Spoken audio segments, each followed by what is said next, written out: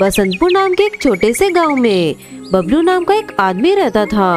बबलू के पास कोई काम नहीं था, वह बहुत ही गरीब था। वह इतने पैसे भी नहीं कमा पाता था कि 2 वक्त का भोजन कर सके। पता नहीं कब मुझे काम मिलेगा। अब जानते हैं, अब तो मंदिर में खाना मिलना भी बंद होने वाला है। अब हम क्या खाएंगे? क्या? ये तो बहुत बुरी बात है, ऐसा नहीं होना चाहिए। हाँ, कल ही पुजारी जी कह रहे थे कि अब से मंदिर में खाना नहीं मिलेगा। तब तो हमें बहुत तकलीफ हो जाएगी। बच्चे भी भूखे ही रहेंगे। नहीं नहीं, मैं कुछ न कुछ जरूर करूँगा, तुम लोगों को भूखा नहीं रखूंगा। अगले दिन से मंदिर में खाना मिलना बंद हो जाता है। सुनिए जी, बच्चे खाने के लिए बहुत जिद कर रहे हैं, क्या दूं इन्हें? भूख तो मुझे भी लगी है, रुको मैं कुछ लेकर आता हूँ। बबलू आसपास में कुछ काम ढूंढता है, लेकिन काम न मिलने पर वह बहुत दुखी हो जाता है। खाने का इंतजाम कहाँ से करूँ? काम तो मिल नहीं रहा है और मुफ्त में कोई खाना नहीं दे रहा है। बबलू के सामने एक समोसे की दुकान थी। वह उस समोसे की दुकान पर जाता है। भाई कुछ समोसे मिलेंगे क्या? भूख लगी है। हाँ हाँ, क्यों नहीं, पैसे दो और लेके जाओ। नहीं भाई नहीं, पैसे नहीं हैं, अभी दे दो, बाद में पैसे जरूर दे दूंगा। नहीं नहीं, बिल्कुल नहीं, चलो निकलो यहाँ से, पैसे नहीं हैं तो जाओ यहाँ से। बबलू उदास होकर वहाँ से चला जाता है। वापस घर आता है तो देखता है कि उसकी पत्नी एक कोने में बैठी है और उसके दोनों बच्चे रो रहे होते हैं। बबलू अपने कदमों को पीछे ले लेता है। अब तो खाना लेकर आना ही पड़ेगा। बबलू उस समोसे वाले दुकान के पास आता है और कुछ समोसे उठाता है और भागने लगता है। बबलू भागता भागता घर पहुंचता है। मीना, यह लो, समोसे लेकर आया हूँ। वाह, मगर पैसे कहाँ से आए? चलो पहले इसे खा लेते हैं, फिर बात करते हैं। मीना बबलू और बच्चों को समोसे देती है और खुद भी खाती है। बताइए ना, समोसे कहाँ से आए? क्या करता मीना, पहले समोसे उधार पर मांगे दुकान वाले से, लेकिन उसने मना कर दिया, फिर मुझे चोरी करनी पड़ी। क्या चोरी? नहीं नहीं, ये सही नहीं है। तो क्या करूं? जब तक काम नहीं मिलेगा सबको भूखा छोड़ दूं क्या? मीना बबलू की बात सुनकर चुप हो जाती है। तुम चिंता मत करो, मैं ज्यादा दिन तक ऐसा नहीं करूंगा।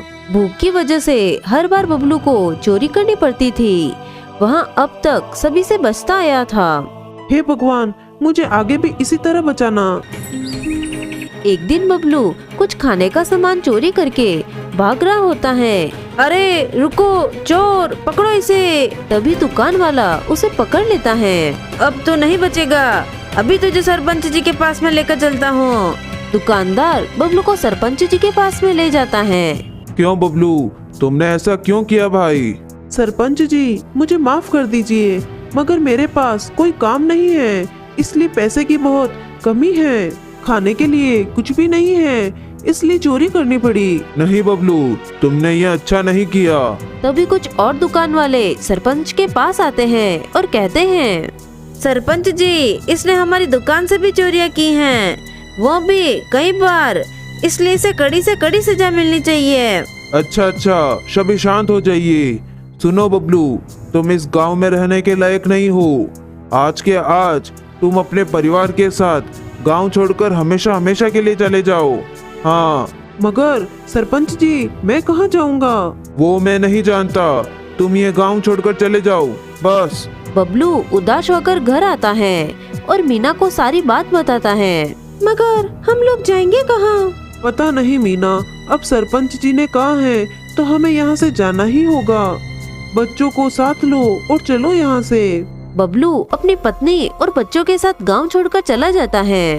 मगर हम लोग जाएंगे कहाँ? यह तो मुझे भी समझ नहीं आ रहा है। एक काम करते हैं, हम यहीं आसपास घूमते हैं, रात होते ही हम वापस गांव चले जाएंगे और छुपकर जंगल में रहेंगे। अगर गांव वालों ने हमें पकड़ लिया तो फिर क्या होगा? ऐसा कुछ भी नहीं होगा, हम सभी छुपकर रहेंगे। रात होते ही बबलू अपनी पत्नी और बच्चों के साथ गांव वापस आ जाता है और गांव के जंगल में जाकर छिप जाता है। सुनो मीना, अब हम यहीं रहेंगे। जी ठीक है। बबलू और उसकी पत्नी जंगल में एक छोटी सी झोपड़ी बना लेते हैं। बबलू का परिवार उसी गांव के जंगल में छिपकर रहने लगता है। पेड़ से फल तोड़कर खा लेते और कुछ सब्जियां मिल जाए तो उन्हें ही बनाकर खा लेते थे।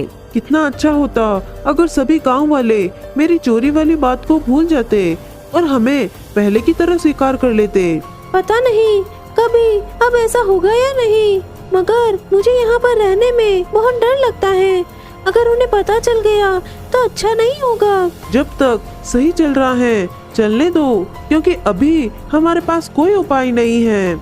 जंगल में रहकर हमेशा बबलू यही सोचता, काश गांव वाले उन्हें माफ कर दे और उन्हें स्वीकार कर ले। अचानक गांव में शोर होता है कि एक शेर घुस आया है। यह बात बबलू को पता नहीं होती है।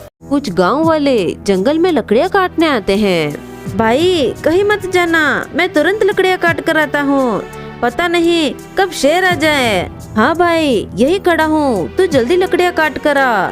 जब से गांव में शेर के आने की खबर आई है तब से सबकी हालत खराब हो गई है। यह सारी बातें बबलू सुन लेता है। वो आदमी लकड़ियां काट कर चले जाते हैं। तभी बबलू तुरंत मीना के पास पहुंचता है। अरे मीना, कुछ लोग जंगल में लकड़ियां काटने आए थे।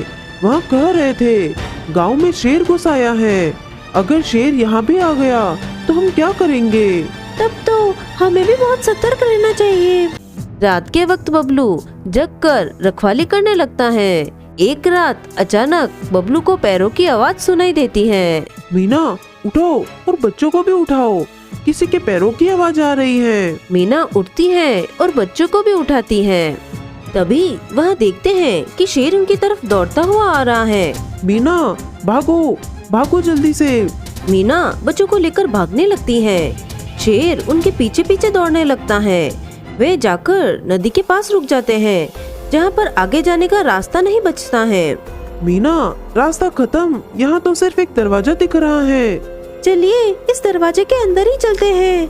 बबलू दरवाजा खोलता है और सभी दरवाजे के अंदर चले जाते हैं। यहाँ तो बहुत अंधेरा है, कुछ भी नहीं दिखाई दे रहा है।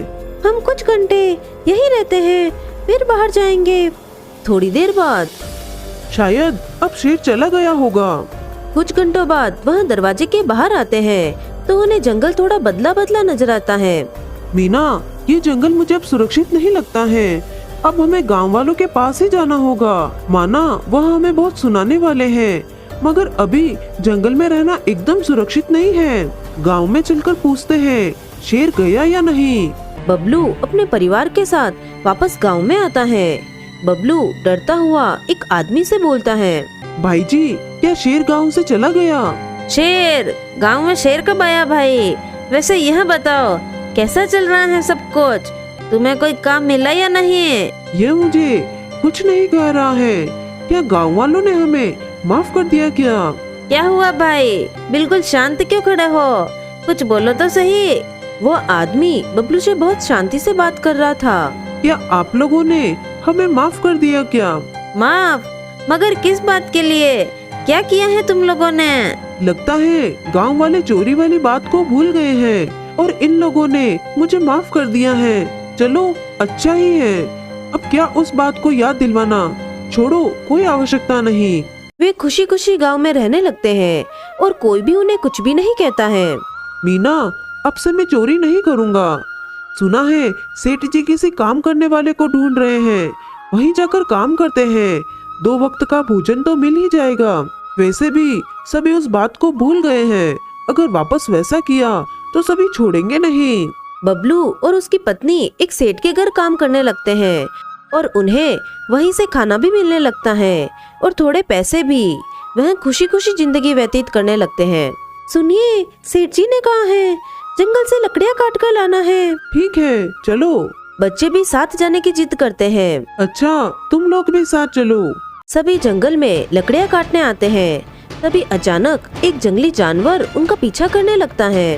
भागो जल्दी से यहाँ से। भागते भागते वह वापस उसी दरवाजे के पास आ जाते हैं। चलो मीना इसके अंदर ही छिप जाते हैं। वह उस दरवाजे के अंदर चले जाते हैं। थोड़ी देर बाद, तभी कुछ घंटों बाद उसमें से निकलते हैं। चलो मीना वापस गांव में चलते हैं। जब वह गांव आते हैं तो उन्हें देख सभी शोर मचाने लगते हैं। तुम लोग गांव में वापस कैसे आ गए? सरपंच जी ने तुम लोगों को गांव से बाहर कर दिया था ना? हाँ, मगर आप लोगों ने तो हमें माफ कर दिया था ना। कब? हमने कब माफ किया तुमको भाई? जल्दी से जल्दी गांव छोड़कर चले जाओ, वरना सरपंच को बता दूंगा। उन्हें वापस गांव से बाहर कर दिया जाता है। रात के वक्त वह वापस अपनी जंगल में बनी हुई झोपड़ी में आ जाते हैं और छिप जाते हैं। ये क्या हो रहा है? अभी तो सब कुछ सही चल रहा था, अचानक इन्हें क्या हो गया भाई? अब हमें फिर से यही रहना होगा। पता नहीं गांव वालों को क्या हो गया है, कभी वह हमें माफ करते हैं, कभी भगा देते हैं। तभी उन्हें किसी ऋषि के मंत्र पढ़ने की आवाज आती है। वहाँ ऋषि के पास आते हैं और वहाँ आकर वहाँ ऋषि को सारी बात बताते हैं जो भी उनके साथ होता है। अच्छा, तो तुम लोग उस दरवाजे के अंदर चले गए थे। मैंने उस जादुई दरवाजे को अपनी शक्तियों से बनाया था। मुझे किसी चीज का परीक्षण करना था, इसलिए मैंने उसे बनाया था। मुझे नहीं लगा था कि उसके अंदर कोई चला जाएगा।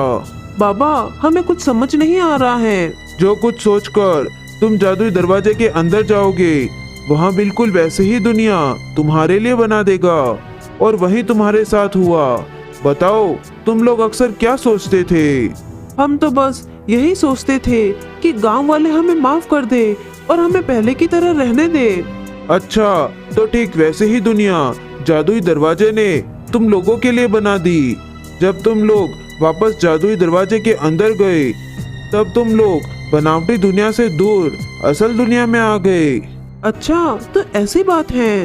हाँ, और तुम उस दुनिया से जो कुछ भी अपने साथ लेकर आए, वहाँ जादू ही होगा। बाबा, हम तो उस वक्त लकड़ियाँ काटने आए थे, इसलिए हम यह कुल्हाड़ी लेकर आए थे।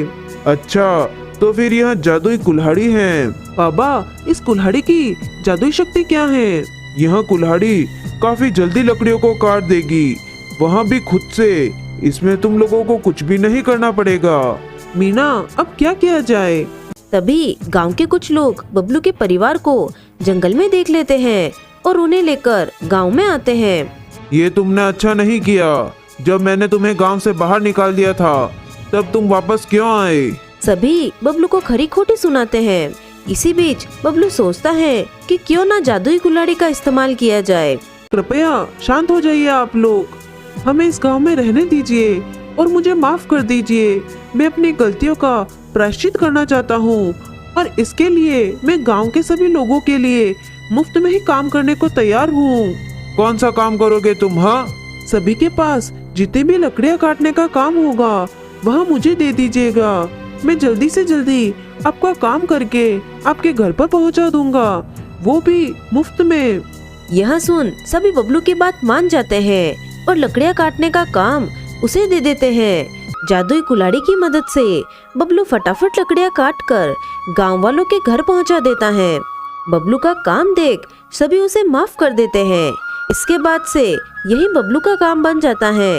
अब सभी उसे पैसे देकर लकड़ियाँ कटवाते हैं। बबलू हमेशा के लिए चोरी करना छोड़ देता है और इसी काम के सहारे पैसे कमाने लगता है।